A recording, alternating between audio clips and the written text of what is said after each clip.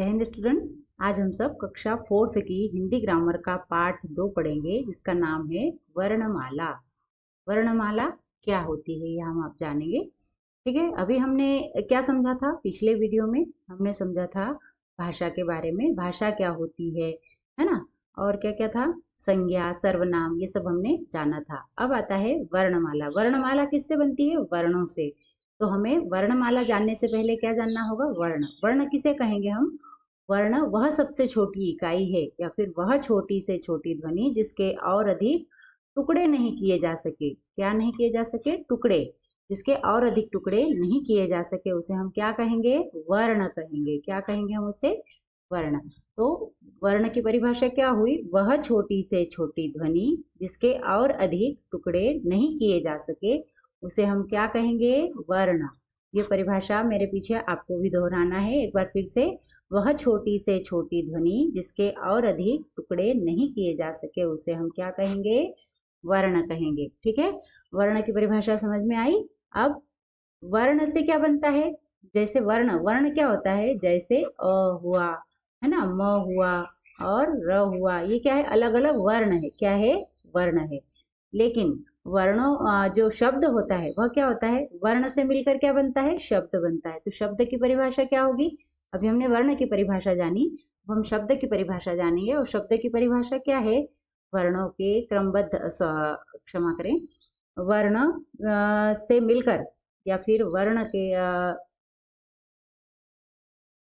अभी हमने वर्ण जाना, है ना। वर्ण की परिभाषा क्या होती है?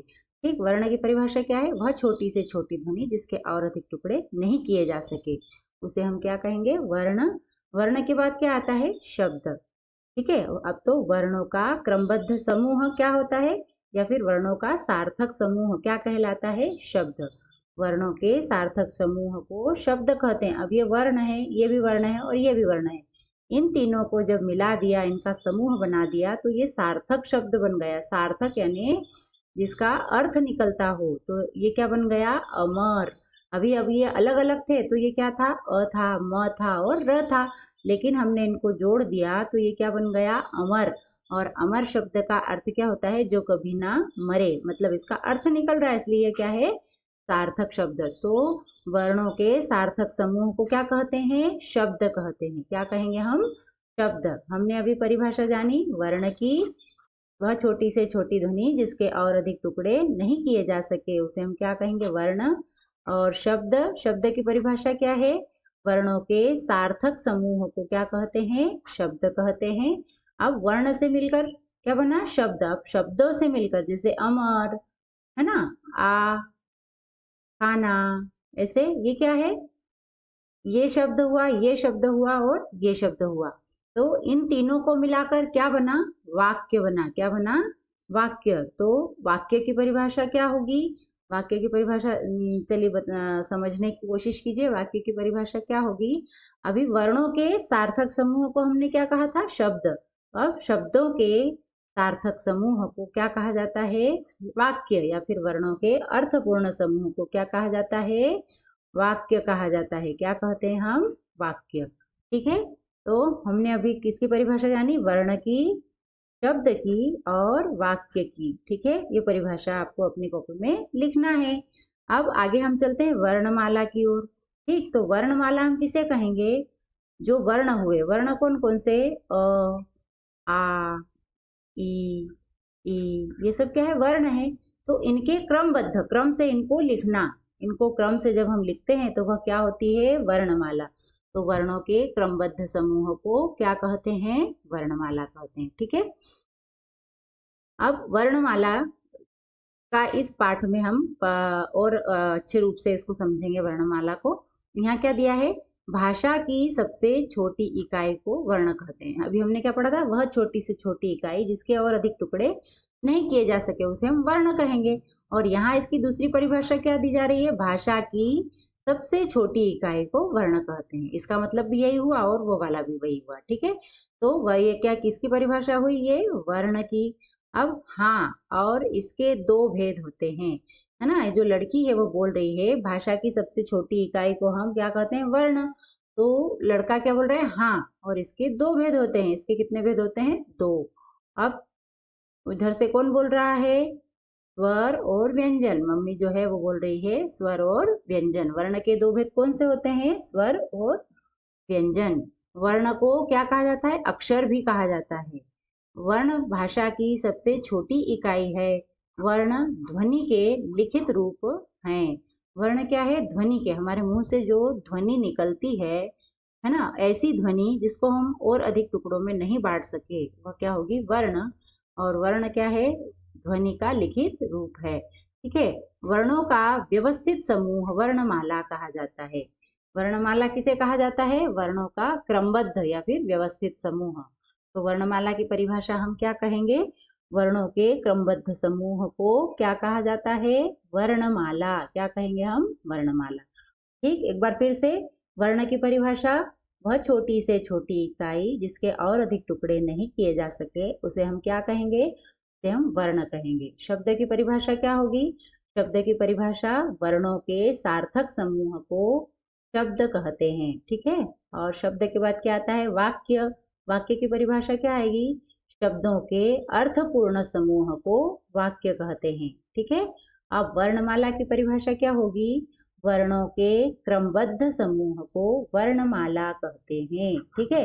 हमने अभी कितनी परिभाषाएं सीखी? हमने अभी 4 परिभाषाएं सीखी, और इन चारों को आपको कहाँ लिखना है? अपनी कॉपी में। पाठ 2 डालेंगे, वहां पर सबसे पहले हम किसकी परिभाषा लिखेंगे? बताइए किसकी परिभाषा लिखेंगे? सबसे पहले हमने पहले पाठ में हमने क्या क्या जाना था, हम वो भी अपनी कॉपी में नोट कर लें। तो हमने क्या क्या सीखा था पहले पाठ में? संज्ञा, सर्वनाम, इन सब की परिभाषा आपको अपनी कॉपी में पाठ 2 डालकर लिखना है। ठीक है। संज्ञा, सर्वनाम, विशेषण और क्रिया, और क्रिया विशेषण, आपने ये सब परिभाषाएं पढ़ी हुई है पीछे की कक्षा में, इसलिए ये सब परिभाषाएं आपको लिखना है। मैंने वीडियो में आपको बोलकर भी बताई है और आपकी बुक में भी है। क्रिया विशेषण, फिर क्या आएगा? क्रिया विशेषण के बाद हमने क्या पढ़ा? वर्ण पढ़ा। वर्ण की परिभाषा लिखना है, शब्द की परिभाषा लिखना है, वाक्य की परिभाषा लिखना है, और इसकी परिभाषा लिखेंगे हम वर्णमाला की। ठीक, अभी हमने इतनी सारी परिभाषाएं सीख ली है, तो यह हमको आना चाहिए। अपनी कॉपी में, फेयर कॉपी में भी लिखेंगे और रफ कॉपी में एक एक परिभाषा को 2-2 बार लिखेंगे, जिससे आपको ये परिभाषाएं याद हो जाए। ठीक है। तो हमने वर्णमाला के बारे में जाना। वर्णमाला क्या है? वर्णों का क्रमबद्ध समूह है। अब यहाँ वर्ण के भेद बताए गए, यानी वर्ण कितने प्रकार के होते हैं वह बताया है। तो वर्ण कितने प्रकार के होते हैं? हमारी वर्णमाला में वर्ण कितने प्रकार के होते हैं? 2 प्रकार के। कौन कौन से? एक तो स्वर होता है वर्णमाला में, और क्या होता है? दूसरा व्यंजन। क्या होता है? व्यंजन। क्या होता है? व्यंजन। ठीक है। यहाँ पर हम ये अनुस्वार का उच्चारण इ लगाएंगे। ये मैंने बताया था आपको शायद, ये इ। क्यों? क्योंकि ये क्या है? ज है। तो जब वर्ग का अंतिम वर्ण, जैसे ये कौन से वर्ग का अक्षर है? च वर्ग का। तो च वर्ग का अंतिम वर्ण कौन सा है? इ है। तो जब भी च, छ, ज और झ के पहले अनुस्वार आता है, तो उसका उच्चारण हम क्या करेंगे? इय। तो इसको हम क्या पढ़ेंगे? व्यंजन। क्या पढ़ेंगे? व्यंजन। ठीक है। स्वर और व्यंजन। अब सबसे पहले क्या दिया है? स्वर। अब स्वर कौन कौन से होते हैं? हमारी वर्णमाला में हमने सीखा है कितने स्वर होते हैं? 13। लेकिन मुख्य रूप से जो स्वर है वह कितने हैं? 11। कितने स्वर होते हैं? 11। वर्णमाला में कितने स्वर होते हैं? 11। कौन कौन से? अ, आ, ई, उ, ऊ, री, और ए, आई, ओ और औ।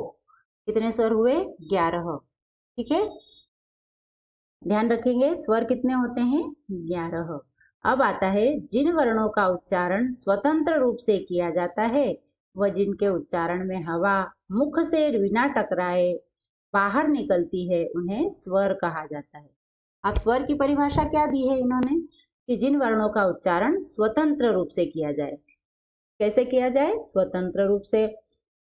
जैसे क्या है? स्वर। इसमें किसी की सहायता ली जा रही है? नहीं। आ, नहीं। ई, इसमें भी किसी की सहायता नहीं ली जा रही है। इनका उच्चारण कैसे हो रहा है? स्वतंत्र रूप से। ठीक है। और जिनके उच्चारण में हवा मुख से बाहर बिना टकराए बाहर निकलती है। अब कहीं पर टकरा रही है? नहीं। आ नहीं टकरा रही है। ई आप भी बोलकर देखिए। ई कहीं पर कुछ भी टकरा नहीं रहा है, सीधे हवा क्या हो रही है? बाहर, इसलिए इसे क्या कहा जाता है? स्वर कहा जाता है। तो स्वर की परिभाषा हम क्या लिखेंगे? आपको अपनी कॉपी में स्वर की परिभाषा भी लिखना है। ऐसा स्वर लिखेंगे, उसके सामने डैश करेंगे और फिर परिभाषा लिखेंगे। क्या आएगी स्वर की परिभाषा? जिन वर्णों के उच्चारण में किसी अन्य वर्ण की सहायता नहीं ली जाती उन्हें क्या कहेंगे? स्वर कहेंगे। ठीक है। अब ये अन्य वर्ण की सहायता के बिना बोले जाते हैं। स्वरों की संख्या 11 बनी जाती है। स्वरों की संख्या कितनी मानी जाती है? 11। स्वर की परिभाषा क्या जानी हमने? जिन वर्णों को बोलने में किसी अन्य वर्ण की सहायता नहीं ली जाती है उसे हम क्या कहते हैं? स्वर कहते हैं। ठीक है, ये आपको लिखना है। इनके अतिरिक्त अम और अह भी होते हैं जिन्हें अयोगवाह कहा जाता है। ठीक है, स्वर में क्या होते हैं? इनके अतिरिक्त जो लाइन होती है स्वर की उसमें क्या होते हैं? अम और अह भी होते हैं, लेकिन इन्हें क्या कहा जाता है? अयोगवाह। क्या कहते हैं हम इसे? अम और अह को क्या कहते हैं? अयोगवाह। ये मैंने मेरे पिछले वीडियो में भी बताया था, शायद आपने पढ़ा होगा, और नहीं तो फिर आप ध्यान रखेंगे। अम और अह क्या है? अयोगवाह है।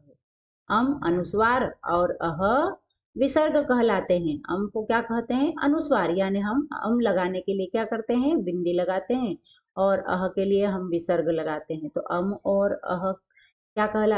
अम अनुस्वार और अह विसर्ग कहलाते हैं, जो न तो स्वर हैं और न ही व्यंजन है ना। ये जो अम और अह है ये न तो स्वर है और न ही क्या है? व्यंजन है। ठीक। अनुस्वार का उच्चारण नाक से होता है। इसका चिन्ह क्या है? चिन्ह इसका एक एक तो लाइन, वो अपने पाई के ऊपर लाइन, ये क्या है? अनुस्वार का, जैसे पंखा, जंगल आदि। ठीक। और विसर्ग का प्रयोग प्रायः तत्सम शब्दों में होता है, जिनका चिन्ह है ये दो बिंदी। ठीक है, जैसे नमः, पुनः आदि।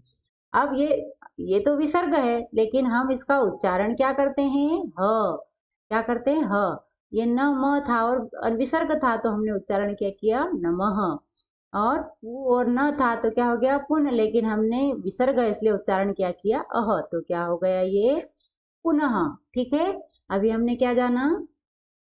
स्वर और व्यंजन, सॉरी। स्वर की परिभाषा क्या? जिन वर्णों को बोलने में किसी अन्य वर्ण की सहायता नहीं ली जाए उसे हम स्वर कहेंगे।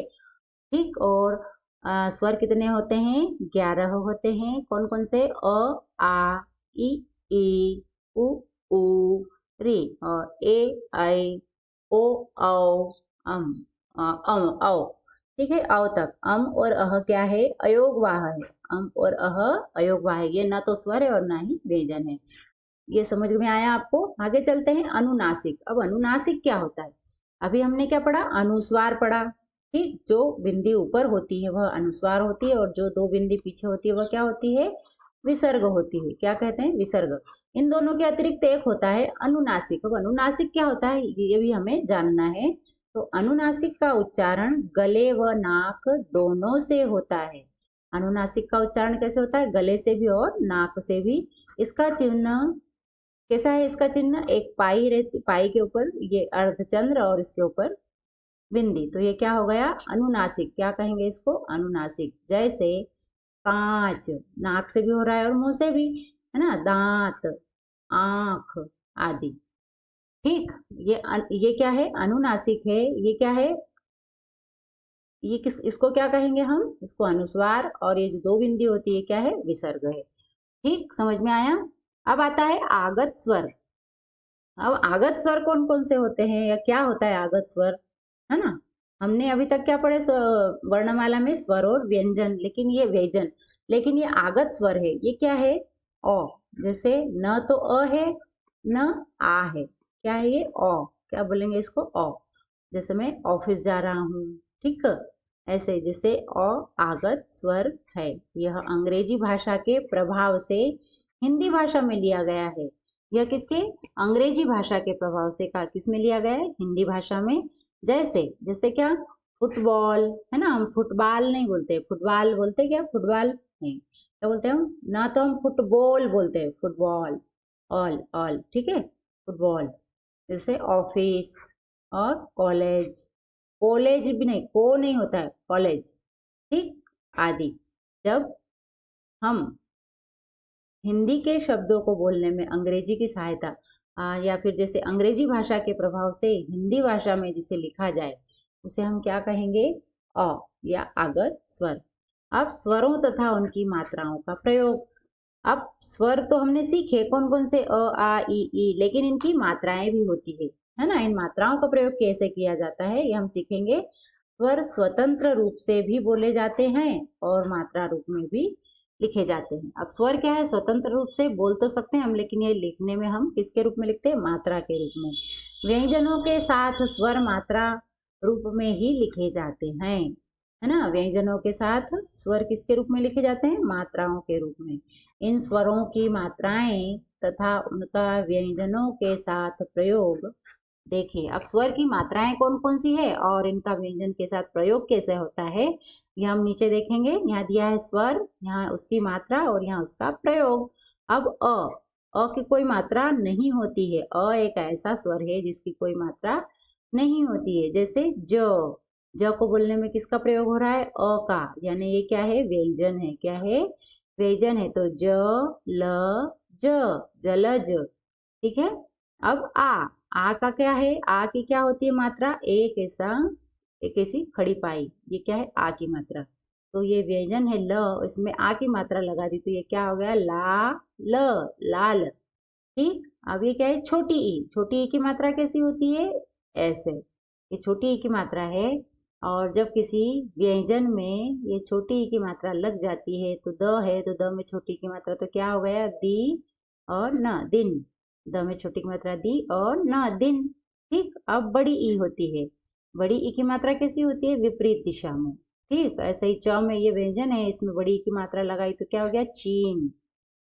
ऊ ऊ की मात्रा कैसे होती है, ये, ठीक है। ऊ की मात्रा और ये व्यंजन में लगती है, जैसे प में छोटा ऊ तो क्या हो गया, पुल, ठीक। ऐसे ही ये बड़ा ऊ की मात्रा छोटा ऊ से विपरीत दिशा में, और ध में बड़ा ऊ की मात्रा लगाई और ल तो क्या हो गया, ये धूल। अब इसको बोला हमने पुल और इसको बोल रहे हैं हम धूल, है ना। इसको हम पुल भी बोल सकते हैं, क्यों, क्योंकि ये उच्चारण हम सही कर रहे हैं। जब छोटा ऊ बोलना है हमें तो ज्यादा जोर नहीं देंगे, जब बड़ा ऊ बोलना है तो हम ज्यादा जोर देंगे। जैसे पुल, हमने पुल ऐसा बोला नहीं, हमने क्या बोला, पुल। इसलिए कौन सी मात्रा, छोटा ऊ की, हम यहाँ बोल रहे हैं धूल, तो कौन सा ऊ, ध पे जो ऊ की मात्रा है उस पे जोर दिया जा रहा है तो क्या हो गया, धूल।